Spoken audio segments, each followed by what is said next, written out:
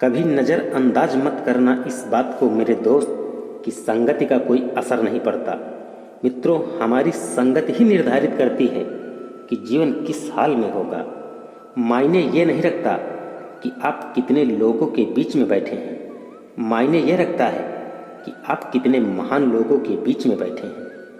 एक बार एक राजा शिकार के उद्देश्य से अपने मंत्री के साथ जंगल से गुजर रहा था। उन्हें दूर दूर तक कोई शिकार नजर नहीं आ रहा था।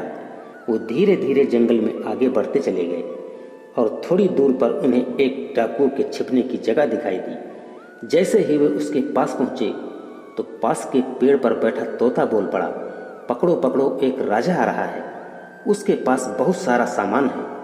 तोते की आवाज़ सुनकर सभी डाकू राजा की ओर दौड़ पड़े। डाकू को अपनी ओर आते देखकर राजा और उसके सैनिक दौड़कर भाग खड़े हुए। भागते भागते काफी दूर निकल गए। उन्हें कुछ दूर पर एक पेड़ दिखाई दिया। कुछ देर आराम करने के लिए उस पेड़ के पास जा पहुंचे। जैसे ही पेड़ के पास पहुंचे कि उस पेड़ पर बैठा तोता बोल पड़ा, आओ राजन, हमारे महाराज जी की कुटिया में आपका स्वागत है। राजन, कैसे आना हुआ? अंदर आइए राजन, यहाँ विश्राम कीजिए। तोते की इस बात को सुनकर राजा हैरान में पड़ गया और सोचने लगा कि एक ही जाति के दो प्राणियों का व्यवहार इतना अलग अलग कैसे हो सकता है। राजा असमंजस में पड़ गया। राजा को कुछ समझ में नहीं आ रहा था।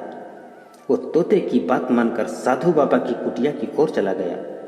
अंदर जाकर देखा तो साधु बाबा वाकई में भगवान के ध्यान में मग्न थे। राजा महात्मा जी को प्रणाम करके उनके समीप बैठ गए और अपनी सारी कहानी महात्मा जी को सुनाई और फिर हाथ जोड़कर पूछा, मुनिवर, हमें यह जरूर बताएं कि इन दोनों तोतों के व्यवहार में आखिर इतना अंतर क्यों?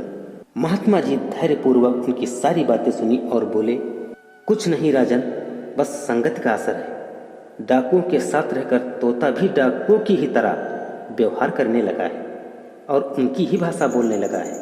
कसूर तोते का नहीं है, संगति का है।